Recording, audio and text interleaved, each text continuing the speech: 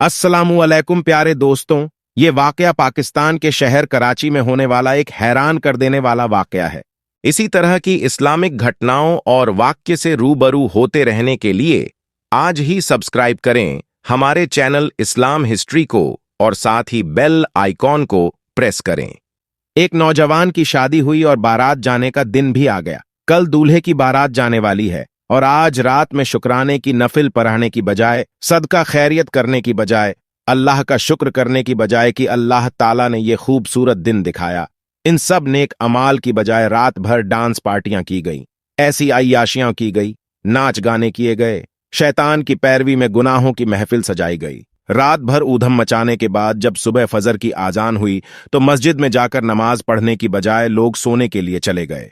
दूल्हा भी जाकर मस्जिद में नमाज पढ़ने की बजाय अपने बिस्तर पर जाकर लेट गया। रात भर थकान की वजह से उसे गहरी नींद आ गई। अब दिन जुम्मे का था। दोपहर के 12 बजे किसी को भेजा कि मेरे लाल को उठा दो, आज जुम्मे का दिन है, जल्दी से उठ जाए और गुस्सल करे, आज उसकी दुल्हन घर आने वाली है।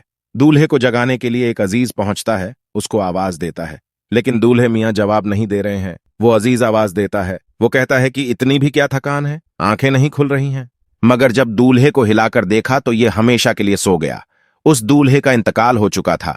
पूरे घर में कोहराम मच गया। शादी का घर मातम में बदल गया। जहां धूमधाम से शहनैयां बज रही थी, वहां पर चीख हो पुकार मचने लगी। जहां हंसी के फव्वारे चल रहे थे, वहां आंसुओं की धारा बहने लगी। कुछ ही देर के बाद जिसके सर पर सेहरा सजाकर उसको कार पर सवार किया जाना था, जिसको घोड़ी पर सवार होना था, उसको जनाजे की चारपाई पर सवार किया गया। जो बाराती शादी हॉल में जाने वाले थे, वो उस दूल्हे को कंधे पर लादकर कब्रिस्तान चल पड़े। वो दूल्हा रोशनी से निकलकर अंधेरी कब्र की तरफ बढ़ता जा रहा था। अब उसको फूलों की कुर्सी पर बैठने की बजाय उसको मकोड़ों की कब्र में रखा जाएगा। अल्लाहू अकबर। देखते ही देखते वह दूल्हा कब्र में उतार दिया गया।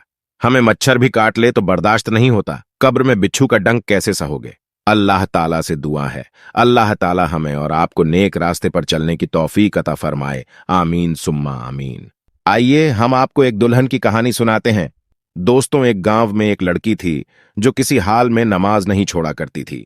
उसके लिए सबसे पहले अल्लाह थे। वह खाना पीना छोड़ डांट सकती थी, लेकिन अल्लाह को याद करना, उनका सजदा करना कभी नहीं भूलती। और शायद यही वजह थी जिसकी वजह से उसके ऊपर अल्लाह ताला का नुझोल हो रहा था और दूसरी तरफ उसकी आंख रतन सब्र रही थी।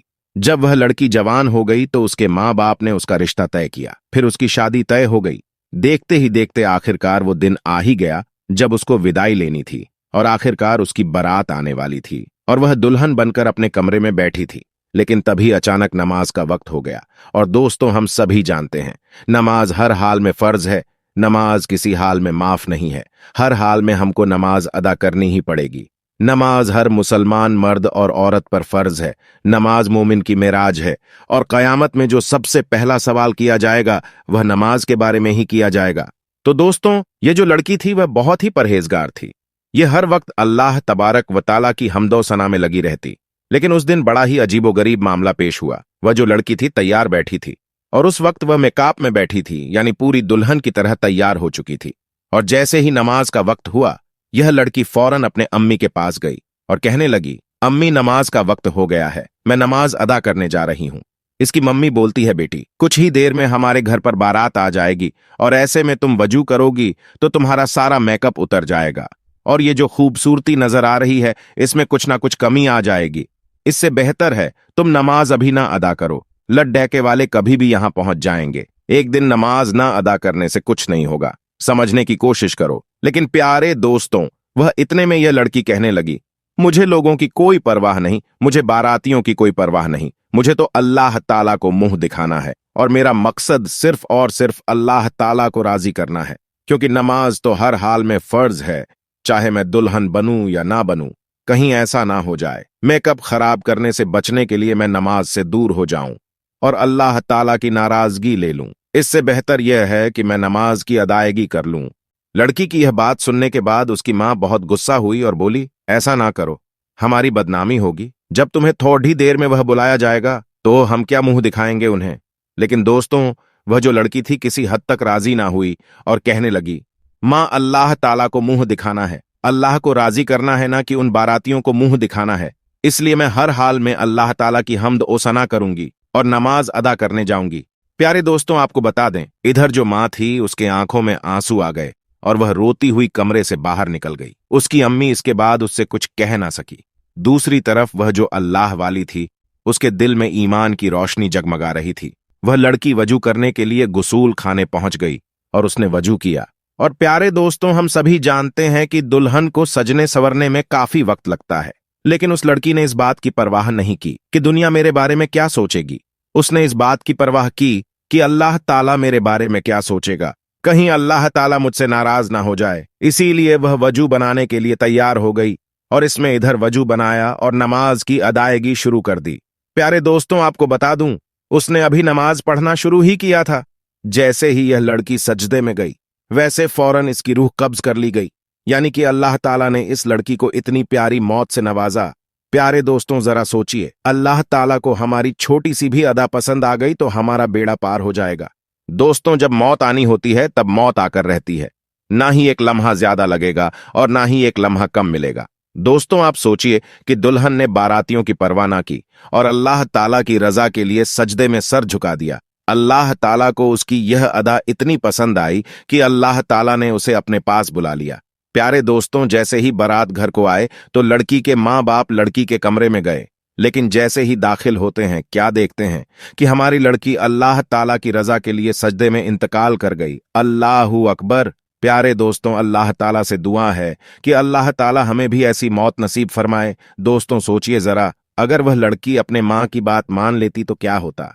वैसे भी मौत तो आनी ही थी, मगर मेकअप की हालत में मरती तो अल्लाह ताला की नाराजगी के साथ जाती।